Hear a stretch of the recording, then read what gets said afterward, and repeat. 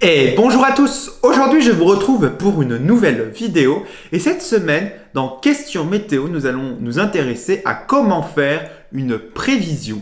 Et oui, puisque c'est assez, on va dire, complexe et c'est surtout une manière d'analyser la situation météo. Alors bien sûr, ça va de pair avec toutes les vidéos que j'ai fait sur la question météo, puisqu'il faut savoir et bien sûr comprendre la météo. Mais dans cette vidéo, nous allons nous intéresser dans la partie technique de où chercher l'information et surtout comment faire une bonne prévision. Et voilà, et let's go! Premièrement, il faut observer. Alors, je vous conseille de aller dehors et oui, de visualiser la situation là où vous habitez. Vous regardez les nuages, la composition de votre atmosphère dans votre région en tout cas. Mais aussi, il faut bien sûr des outils. Bien sûr, alors il faut observer le temps, regarder la pression chez vous. Donc si vous avez une station météo, c'est mieux, puisque vous allez comprendre finalement s'il y a une baisse de température chez vous ou pas, ou si vous avez les pressions atmosphériques qui évoluent. Et oui, l'évolution des pressions atmosphériques, hyper important, et ainsi que l'humidité. Alors tout ça, c'est vraiment de l'observation. Mais on n'utilise pas forcément aussi les yeux, on utilise aussi des sites, bien sûr, avec beaucoup de radars, comme Météo-Ciel, qui est l'un des sites météo en France, qui est quand même le meilleur pour observer les phénomènes météo, que ce soit la pluie, les précipitations, tout ça, et même on a accès à tous les modèles, et oui, européens comme américains. Donc vraiment, il faut vraiment aller sur ce site. Et tout de suite, nous allons dans le site Météo-Ciel ensemble pour bien sûr vous montrer où chercher l'information.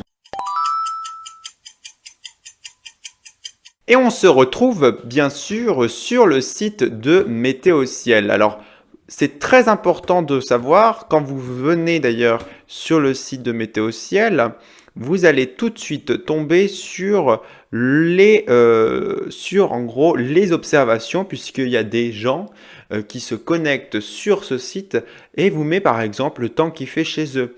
Donc on a vraiment, on voit bien sûr actuellement qu'il pleut du côté bien sûr de l'Alsace et du territoire de Belfort ainsi que dans le Jura.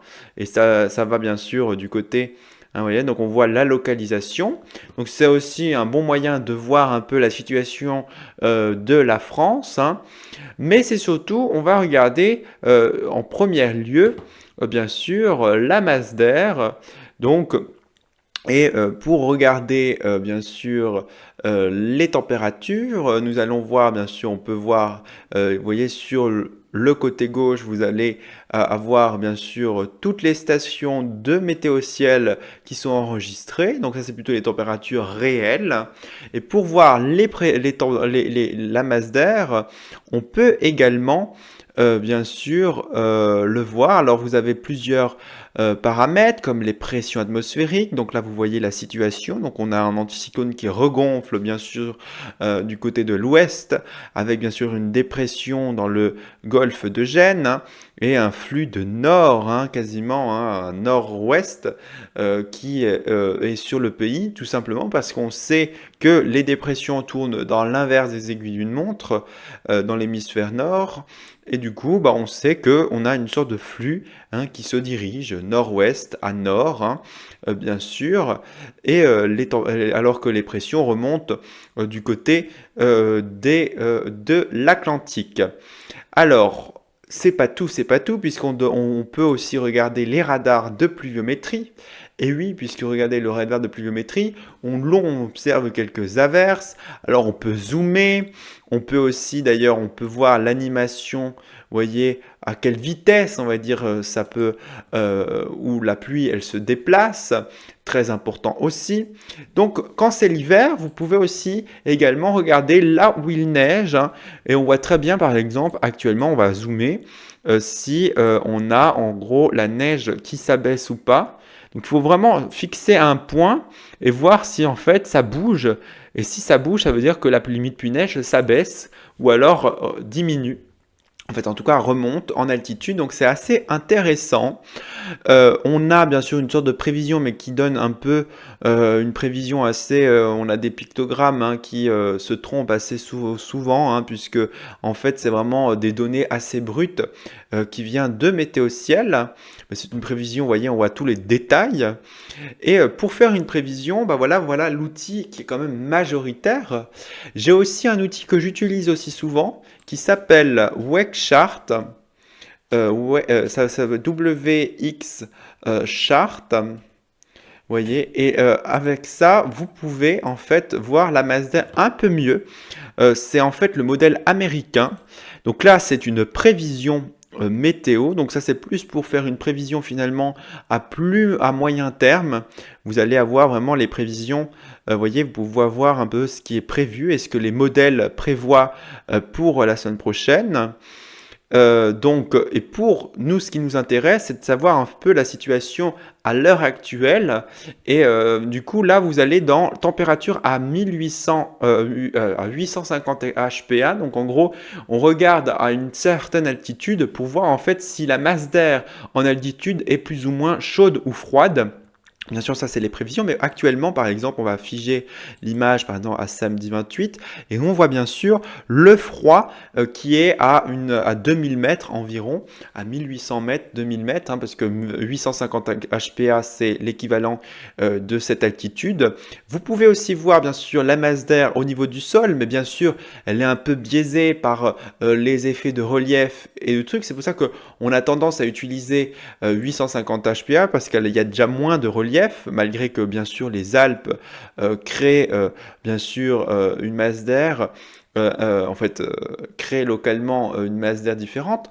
Et ce qui est aussi un peu intéressant pour savoir en gros où vont se situer les dépressions et les anticyclones, c'est de voir finalement, là on appelle ça attendez, je vais le chercher, mais c'est en tout cas la situation à 500 HPA, donc c'est vraiment encore plus haut dans l'atmosphère.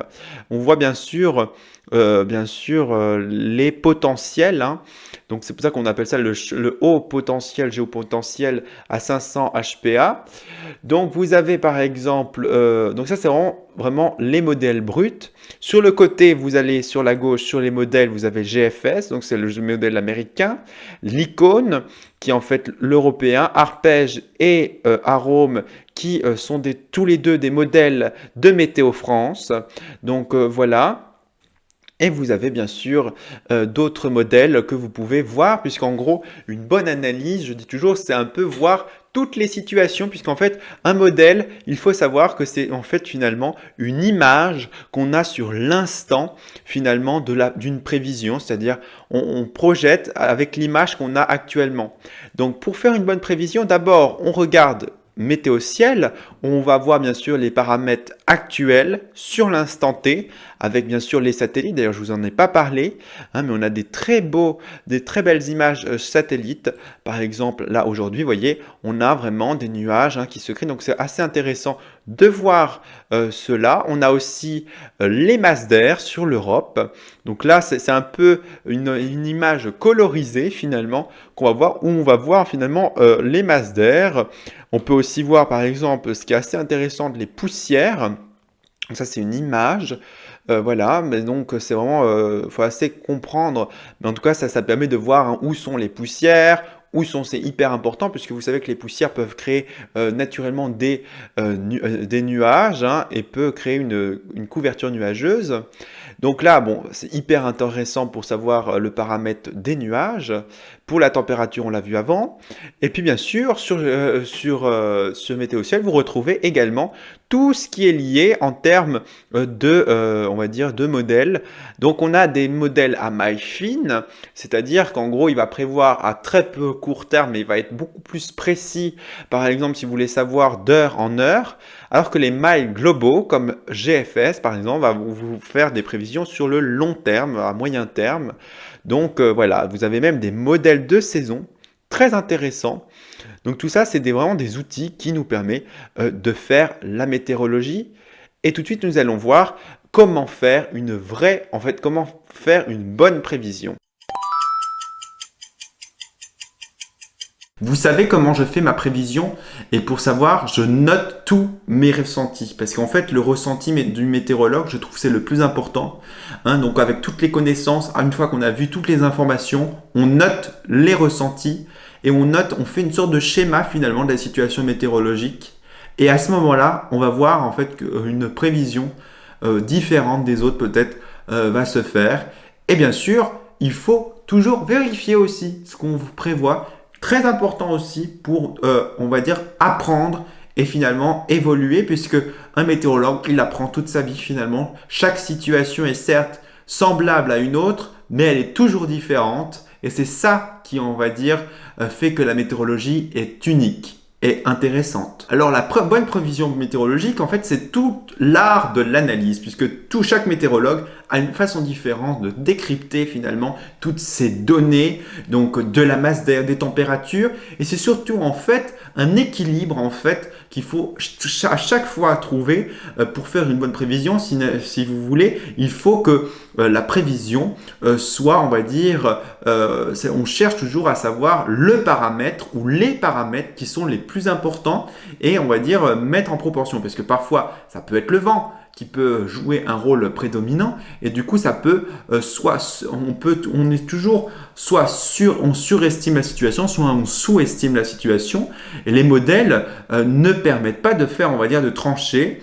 Hein, bien sûr, c'est qu'une image qu'on donne sur l'instant T. Alors les modèles nous donnent quand même une simulation. En fait, on simule une situation avec les données actuelles, mais ça ne nous permet pas, et le météorologue est là vraiment pour trancher et avoir un peu une sorte d'opinion sur la situation avec ses connaissances et ce qu'il pense de la situation. Souvent aussi, la météorologie, ça se sent sur le terrain aussi. C'est très intéressant en fait d'aller sur le terrain. D'ailleurs, ce que je peux vous conseiller finalement, c'est vraiment l'observation.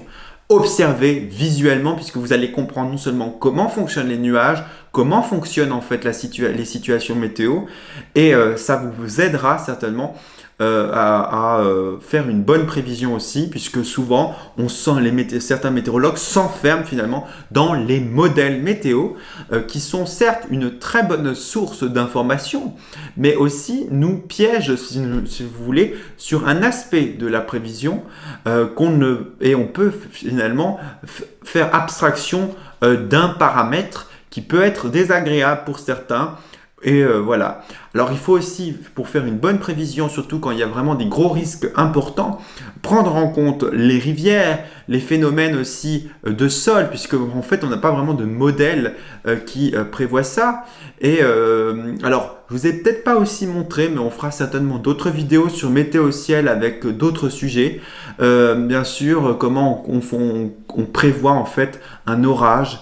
Et oui, puisque les orages, c'est tout un autre monde aussi, puisqu'on regarde le cisaillement des vents, on regarde beaucoup de paramètres. C'est toujours la météorologie, une histoire de paramètres. Voilà, je vous laisse sur ce avec cette vidéo. J'espère qu'on vous ferait la meilleure des prévisions. Et voilà, je vous souhaite une très bonne soirée. Et c'est ça la météo.